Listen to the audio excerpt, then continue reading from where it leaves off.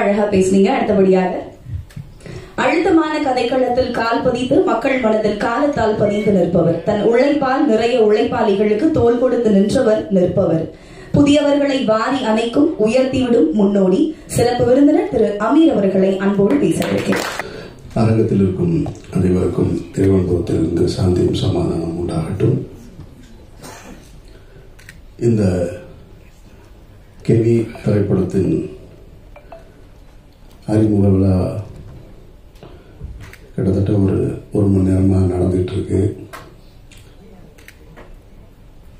மேடையில் கிட்டத்தட்ட இசை வெளியீட்டு விழாவில் என்னெல்லாம் பேசணுமோ அதையெல்லாம் இப்பொழுதே இந்த புதியவர்கள் பேசிட்டாங்க.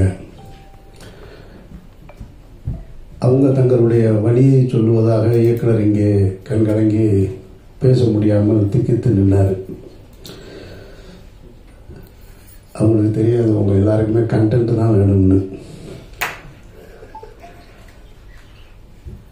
மேடையில் இருக்க எல்லாரும் எனக்கு நன்றி சொன்னாங்க, இயக்குனர் சொல்லவே இல்லை.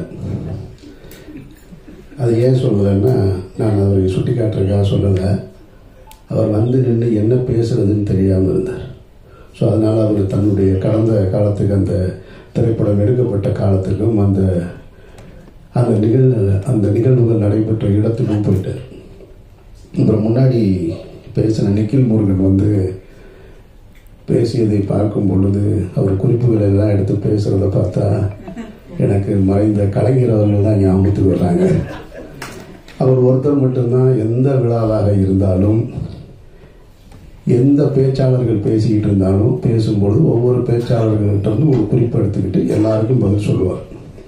கலைஞருக்கு பிறகு இப்பொழுது நிக்கில் தான் நினைக்கிறேன்.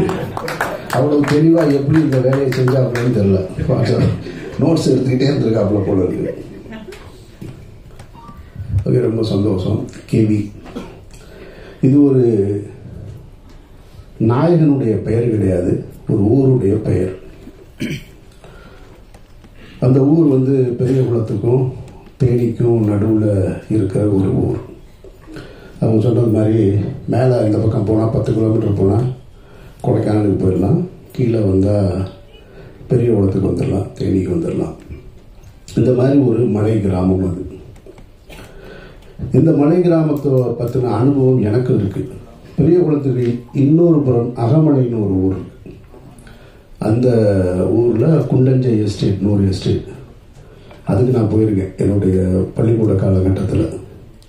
கிட்டத்தட்ட அது இப்படி போகும், மேலே குதிரையில் தான் போகணும். அதில் ஒரு கிட்டத்தட்ட 2 மணி நேரம்.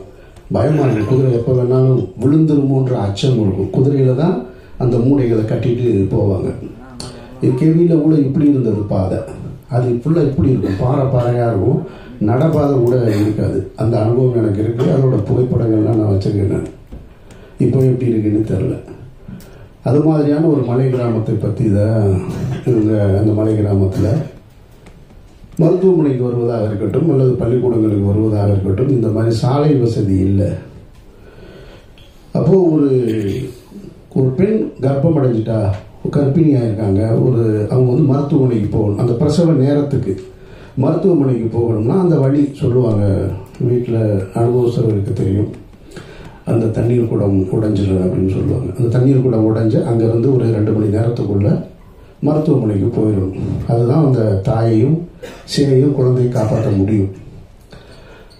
ஆனால் இந்த கேவி கிராமத்திலிருந்து, வெள்ளக்கேவி கிராமத்திலிருந்து மருத்துவமனைக்கு, அரசு மருத்துவமனைக்கு வருவதாக இருந்தால் 7 மணி நேரம் ஆகும். இது பகல்லையே இந்த கஷ்டம். இரவு நேரத்தில் அப்படி ஒரு வழி வந்துருச்சுன்னா என்ன செய்யறது அப்படின்னா, அது உயிரை பணைய வைக்கிற வேலை தான். அப்படி ஒரு இரவு நேரத்தில் நடந்திருக்கக்கூடிய ஒரு சம்பவத்தை தான் அவங்க படமாக்கி இருக்கிறதா சொல்கிறாங்க. இப்போது அந்த ஊர்லேயே, இப்போ இவங்க எந்த ஊர் படமாக்குனாங்களோ அந்த ஊரில் கடந்த வாரம் ஒரு பெண் உடல்நிலை பாதிக்கப்பட்டு டோலியில் கொண்டு போகும்போது தாமதமாகி இறந்துட்டாங்க. இதுதான் இன்றைய நிலைமை. இதில் நம்ம கவனிக்க வேண்டியது என்னென்னா, இந்த மாதிரியான சாலை வசதிகள் இல்லாமல் நிறைய கிராமங்கள் இருக்குது, மலை கிராமங்கள் இருக்குது. இன்னும் ஆற்றை கடந்து கயிற்று பாலத்தை தொங்கிக்கிட்டு பள்ளிக்கூடத்துக்கு போகக்கூடிய மாணவ மாணவிகள் இருக்காங்க. ஆற்றை கடந்து போகக்கூடிய ஒற்றை பள்ளிக்கூடம் இருக்குது. இதெல்லாம் இருந்துகிட்டே தான் இருக்கு. அப்போ சுதந்திரம் பெற்று இவ்வளவு காலம் ஆகியும் நாம் இன்னும் இது போன்ற விஷயங்களில் நம்ம மேன்மை அடையலை அப்படின்றது ஒரு வருத்தத்துக்குரிய செய்தி தான். அதை யாரும் மறுக்க முடியாது. அப்போ இங்கே நம்ம கவனிக்க வேண்டியது என்னவாக இருக்குன்னா, ஃபார்முலா ரேஸ் கார் பந்தயம் நடத்துகிற அளவுக்கு நம்ம நாடு முன்னேறி இருக்கு. அப்போது அந்த அளவுக்கு முன்னேறி இருக்கிற நாம இந்த மாதிரியான மருத்துவமனைகளுக்கு கொண்டு போவதற்கான சாலை வசதிகளை முன்னேற்ற வேண்டியது அவசியமானது.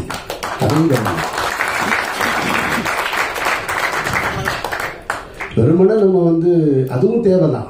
ஆனால் இந்த அடிப்படை தேவையும் ரொம்ப முக்கியன்றது தான் நம்ம பார்க்கணும்.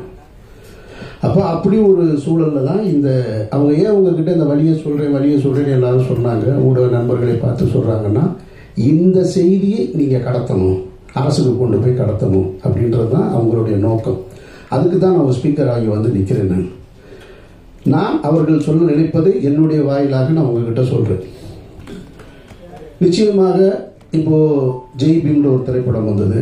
அந்த திரைப்படத்தை பார்த்ததற்கு பின்னால் தமிழக அரசு உடனடியாக தலையிட்டு இருளர்களுக்கான அவருடைய வாழ்க்கையை மேம்பட செய்வதற்கான பட்டா வழங்குவது இதெல்லாம் நடந்தது. அது மாதிரியாக கேவி திரைப்படமும் ஒரு சூழலை ஏற்படுத்தும், அவர்கள் வாழ்க்கையில் மாற்றத்தை ஏற்படுத்தும்னா அப்படி ஒரு சூழல் நடக்கணும்னு நானும் வேண்டிக்கிறேன். உங்களுக்கு அந்த நன்றியை கொடுக்கிறேன்.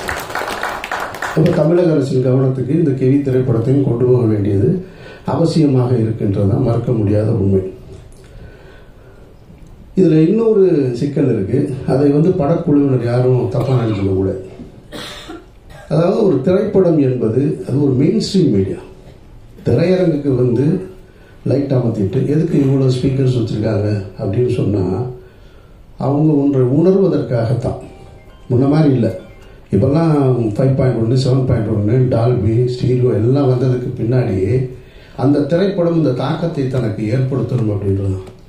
இப்போ நீங்கள் படப்பிடிப்பு தளத்தில் நான் கஷ்டப்பட்டேன், அங்கே ரொம்ப சிரமம் இருந்தது, நாங்கள் வேதனைகளை அனுபவித்தோம், கண்ணீரை அனுபவித்தோம் அப்படின்னு சொல்லுவதால் மட்டும் அது கடந்துடாது ஆடியன்ஸுக்கு. அந்த திரைப்படம் அதை கடத்துதா, அது அந்த வேலையை செய்தால்ன்றதான் ரொம்ப முக்கியமானது. ஏன்னா அதில் நீங்கள் ரொம்ப கவனமாக இருக்கணும். நீங்கள் ஒரு இண்டிபெண்டன்ட் ஃபிலிம் மேக்கர்ன்றீங்க, அப்புறம் எல்லாருமே நாங்கள் எல்லாமே புதியவர்களாக இருந்தோம்னு சொல்கிறீங்க. கேட்குறதுக்கு நல்லா இருக்குது, படம் பார்க்கறதுக்கு நல்லா இருக்கணும். அது ரொம்ப முக்கியம். ஏன்னா இந்த நாட்டில் வாச்சாத்தின்னு ஒரு நிகழ்வு உங்களுக்கு எல்லாருக்குமே தெரியும். 18 பெண்கள் பாலியல் வன்முறை செய்யப்பட்ட ஒரு கொடுமை. அதுக்கு 30 ஆண்டு கால போராட்டத்துக்கு பின்னாடி இப்போ தான் தீர்ப்பு வந்தது. உங்கள் எல்லாருக்கும் தெரியும், பத்திரிகையாளர்களுக்கு. ஆனால் வாச்சாத்தி மையப்படுத்தி ஒரு திரைப்படம் வந்தது. பார்க்க முடியாது, ரொம்ப நேரமாக நம்ம போர் அடிக்கும். அந்த வழி நமக்கு உணரவே முடியாது. அப்போ மேக்கிங்கில் ஃபிலிம் மேக்கிங்கில் கொஞ்சம் அமெச்சூராக இருக்கும். அப்போ அது போன்று இருந்து விடக்கூடாதுன்றதுல ரொம்ப கவனமாக இருக்கணும் நீங்கள். இதை ஏன் நான் உங்ககிட்ட இந்த இடத்துல சொல்கிறேன்னா, திரையரங்குக்கு வந்ததுக்கப்புறம் நீங்கள் அதை பற்றி பேசி பிரயோஜனமே கிடையாது. உங்களுடைய திரைப்படத்தினுடைய ஒரு காட்சியை, ஒரு முன்னோட்டத்தை எனக்கு அனுப்பிச்சிருந்தீங்க. அதில் பார்த்து 2 தேவையில்லாத 2 ஷார்ட்ஸ் இருக்குது என்னுடைய பார்வையில். அது ஒரு ஹீரோவை முன்னிலைப்படுத்துவது போல். அது இந்த இடத்துக்கு கொண்டு சேர்க்காது. இவங்க அந்த மாதிரி நிறைய பார்த்துட்டாங்க. இவங்களுக்கு எல்லாம் தெரியும் யார் யாருக்கு என்ன ஷார்ட் வைப்பாங்கன்னு முன்னாடியே சொல்லிடுவாங்க, படம் பார்க்குறதுக்கு முன்னாடியே. அதனால் அதையெல்லாம் தவிர்த்துட்டு நீங்கள் படம் முடிகிறதுக்குள்ளே, படம் காப்பி ரெடியாக ரிலீஸ் பண்ணுறதுக்குள்ளே ஒரு தடவை இப்போ என்னை இந்த விழாவுக்கு அழைத்தது போல் உங்கள் பிஆர்ஓ மூலமாக இன்னும் சில நல்ல இயக்குநர்கள் இருக்காங்க, அவர்களை அழைச்சி படத்தை போட்டு காமிச்சு, சார் இதில் எந்தெந்த இடம் வீக்காக இருக்குது, இல்லை எதை எப்படியாவது என்ஹான்ஸ் பண்ண முடியுமா, தேவையில்லாத காட்சிகள் எது ரிப்பீட் மோடில் இருக்குது, இதையெல்லாம் பார்த்து கொண்டு போய் சேர்க்க வேண்டியது உங்கள் பொறுப்பு. அப்படி சேர்த்திங்கன்னா தான் நீங்கள் பட்ட கஷ்டம் போய் சேரும். அதை நீங்கள் புரிஞ்சுக்கங்க, அதை தவறாக எடுத்துக்க வேணான்றது தான் என்னுடைய கருத்து. ஏன் அப்படி சொல்கிறேன்னா, சினிமா மெயின் ஸ்ட்ரீம் மீடியா தான் ரொம்ப முக்கியமானது. நீங்கள் எந்த வழியை சொல்வதாக இருந்தாலும், சமீபத்திய உதாரணங்களை நீங்கள் இப்போ சொல்லிக்கிட்டு இருந்தீங்க, வாழை சொன்னீங்க. வாழை மெயின் ஸ்ட்ரீம் சினிமாவுக்கு பக்கத்தில் இருக்குது. அதுதான் அதனுடைய வெற்றி. அதில் நீங்கள் புரிஞ்சுக்கணும். ஆனால் பக்கத்தில் இருக்கக்கூடிய கொட்டுக்காலின்ற திரைப்படம் அது ஃபெஸ்டிவல் சினிமா. அதை நல்லா புரிஞ்சுக்கணும். அது மெயின் ஸ்ட்ரீம் சினிமா கிடையாது. அதுக்காக அது நல்ல படம் இல்லைன்னு அர்த்தம் இல்லை. அது ஃபெஸ்டிவல் மோடுக்காக தயாரிக்கப்பட்ட ஒரு படம். அப்போ ஃபெஸ்டிவல் மோடுக்காக தயாரிக்கப்பட்ட ஒரு திரைப்படத்தை, பல சர்வதேச விருதுகளை பெற்ற ஒரு திரைப்படத்தை இங்கே கொண்டு வந்து நீங்கள் சக மெயின்ஸ்ட்ரீம் மீடியாவோட போட்டி போட வைப்பது என்பதே அது ஒரு வன்முறை தான். அது எனக்கு ஏற்புடையதல்ல. அப்படி ஒரு படத்தை கொண்டு வந்து போட்டி போட வைக்கவே கூடாது. அது தேவையற்ற வேலை. சர்வதேச விருது வாங்கின ஒரு திரைப்படம், பாராட்டுகளை பெற்ற ஒரு இயக்குனரை இங்கே ஒரு 150 ரூபா கொடுத்துட்டு வெளியில் வரும்போது ஒருத்தர், இப்போ தான் யூடியூப் நிறையா வந்துருச்சு இல்லையா, யூடியூப் வந்துட்ட காரணத்தினால என்ன பண்ணுறாங்கன்னா, நாங்கள் படமாக எடுத்து வச்சுருக்காங்க, நம்ம அதை பார்க்குறோம். 2 நாளாக நான் பார்த்துட்ருக்கேன். அந்த டைரக்டரை பார்த்தா நான் வெட்டுவேன், அடிப்பேன் அப்படின்லாம் சொல்கிறேன். அவருக்கு யார் அந்த உரிமை கொடுத்தது? வெட்டுவேன் அடிப்பேன்னு சொல்கிறதுக்கான உரிமை யார் கொடுத்தா? படம் நல்லா இல்லைன்னு சொல்கிறேன், அது ஓகே, நீ காசு கொடுத்து பார்த்ததுனால தான் அது கூட உனக்கு அந்த உரிமை, இல்லைன்னா அது கூட கிடையாது.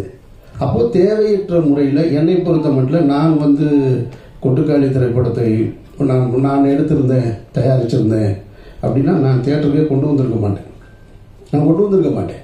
அதை வணிக நோக்கத்தில் கொண்டு வந்து திணிக்க வேண்டிய அவசியம் இல்லைன்னு நான் நினைக்கிறேன். அது அவசியமற்றது. அது சர்வதேச திரைப்பட விருதுகளை பெற்றிருக்கு. அந்த கண்ணியத்தை அப்படியே கொடுத்துருக்கணும். அதனுடைய தயாரிப்பாளர் ஒரு பிரபல நடிகராக இருக்கிறாரு. அவர் நிச்சயமாக அவருடைய இன்ஃப்ளூயன்ஸை வச்சு அவர் ஓடிடி தளத்துக்கு வித்திருந்திருக்காங்க. அதோட போட்ட முதலீடை எடுத்துட்டு பிரச்சனையை முடிச்சிருந்தா தேவைப்படுறவங்க அந்த படத்தை போய் ஓடிடியில் பார்த்துருப்பாங்க. இப்போ நீங்கள் கொண்டு போய் 1000 ரூபா பணத்தை கொடுத்துட்டு குடும்பத்தோட போய் எனக்கு பாட்டு இல்லை, ஓப்பனிங் சீன் இல்லை, மியூசிக் இல்லை, இன்ட்ரோல் பிளாக் சரியாக இல்லை, எண்டு ப்ராப்பராக இல்லைன்னு சொல்ல வேண்டிய அவசியம் எங்கே ஏற்படுது? நான் பாக்கெட்லேருந்து காசு எடுத்து கொடுக்கும்போது வருது. அப்போ அது தேவையற்றது. அப்போ மெயின் ஸ்ட்ரீம் சினிமாவுக்கு என்ன சொல்லணும், ஃபெஸ்டிவலுக்கு என்ன சொல்லணுன்றதை நம்ம தெரிஞ்சு வச்சுக்கணும். அதை விட்டு நான் ஃபெஸ்டிவலுக்கு எடுத்த 3 படத்தை எடுத்துட்டு நாளைக்கு கெவியாக கூட இருக்கலாம், இதே படத்தை கொண்டு வந்து நீங்கள் மெயின் ஸ்ட்ரீமில் கொண்டு வந்து வச்சுட்டு என்ன ஆடியன்ஸ் பார்க்க மாட்டேன்றாங்க அப்படின்னு சொல்லக்கூடாது. அது ஏற்புடையது கிடையாது. அந்த வகையில் ஏன்னா அதுதான் சமீபத்திய உதாரணமாக தான் நான் அதை வச்சு தான் இந்த கெவியை சொல்கிறேன். அந்த மாதிரி உங்களுடைய திரைப்படத்தையும் அதுபோல் மக்களுக்கு கொண்டு போய் சேர்க்கக்கூடிய திரைப்படமாக ஆக்கித்தர வேண்டிய பொறுப்பு உங்களுக்கு இருக்குது. அப்புறம் இங்கே நிறைய இருக்குது. இந்த மாதிரி சாலை வசதி இல்லாமல் இந்தியா ஏசியன் கேம்ஸ் நடத்துறது, அப்புறமா இன்னும் அடுத்து ஒலிம்பிக் கூட கேட்டிருக்காங்களாம். இவங்க ஒலிம்பிக்கு கேட்டிருக்கதா சொல்கிறாங்க. ஆனால் வெளிநாட்டு அதிபர்கள் வரும் பொழுது குடிசையை பூரா பச்சை போட்டு மறைப்பாங்க, நெட்டு போட்டு மறைச்சிக்கிட்டு இருப்பாங்க. ஆனால் இவங்க ஒலிம்பிக் ஆசியன் கேம்ஸ் நடத்துறதுக்கு கிராமங்களை உருவாக்கணும். அப்போ அதுக்கு ஒரு கிராமங்களே உருவாக்குறாங்க. ஒரு விளையாட்டுக்கு ஒரு கிராமங்களை உருவாக்குகிற ஒரு நாடு உண்மையான கிராமத்திற்கு சாலை வசதி ஏற்படுத்தி தர வேண்டும் என்பது மிக மிக அவசியமானது. அதை நம்ம கேட்க வேண்டிய பொறுப்பு நமக்கு இருக்கு. அதையும் இந்த திரைப்படத்தின் மூலமாக நீங்கள் கேட்டதா நான் உணர்றேன். நான் அப்புறம் இந்த படத்தின் தயாரிப்பாளர் இங்கே ஒன்று சொல்லும்போது சொன்னார், என்னை எதுக்கு நடிகை கூப்பிட்டாங்கன்னு தெரிலன்னு. அவர் இயக்குனர் ரொம்ப புத்திசாலித்தனமான வேலையை தான் செஞ்சுருக்கார். நான் நம்புகிறேன். நான் எனக்கு தெரியும் இந்த மாதிரியான திரைப்படங்களை எடுக்கும்போது ஒரு ஆர்வத்தில் எடுத்துருவாங்க. அப்புறம் ரிலீஸ் டைமில் வரும்பொழுதே போப்பா ஒன்றும் பிஸ்னஸ் இல்லை, அது இல்லை. அப்புறம் நீங்கள் சொன்னீங்க வியாபாரத்துக்கு உண்டான முகங்கள்னு. அப்படிலாம் முகம்லாம் இல்லைங்க. எந்த முகம் நடித்தாலும் வியாபாரம் இல்லை. அது வேற பிரச்சனை. அவர் தெளிவாக தேர்ந்தெடுத்திருக்காரு. சரி, குறைந்தபட்சம் ஒரு கதாபாத்திரமாக போட்டோம்னா தேட்டர் வரைக்கும் நம்ம கூட நிற்பாரு. அது ஒரு சாதுரியம் தான். அது தப்புன்னு சொல்ல முடியாது. அது ஒரு புத்தி சாதுரியம் தான். அதை சரியாக செய்யும் பொழுது அவரும் பயனடைகிறாரு, நீங்களும் பயனடைகிறீங்க. ஸோ அதனால் எல்லாமே சரியான நிகழ்வாகத்தான் நடந்திருக்கிறதா நம்ம பார்க்குறோம். மற்றபடி உங்களுடைய உழைப்பு, நீங்கள் கண்ணீர் சிந்த வேண்டிய அவசியம் இல்லைன்னு நான் நினைக்கிறேன். ரொம்ப மெனக்கெட்டிருக்கீங்க. ஒரு டீம் கஷ்டப்பட்டு வேலை செஞ்சுருக்கீங்க. உங்களுடைய கஷ்டம் எல்லாமே மைக்கில் பேசுகிறதுனால எதுவும் சரியாயிடாது. நீங்கள் பட்ட கஷ்டம் இன்னொருத்தவங்களுடைய கஷ்டத்தை பொது சமூகத்துக்கு சொல்வதற்காக பட்ட கஷ்டம். ஸோ அந்த கஷ்டம் திரையரங்கில் சரியாக நான் பார்த்த ஃபஸ்ட்டுக்கு ஒரு 2 ஷாட்டு போட்டிங்க பாருங்கள். அந்த ஷாட்டு பேசுது அந்த ஊர் என்னன்னு அப்படின்றது. எனக்கு இப்போ பார்த்த உடனே என்ன தோணுது, இந்த கதையை எடுத்துகிட்டு நம்மகிட்ட வராமல் போயிட்டாங்க. அவங்க எடுத்துகிட்டு வந்தால் எடுத்து கொடுத்துருப்போமே அப்படின்னு தான் தோணுது.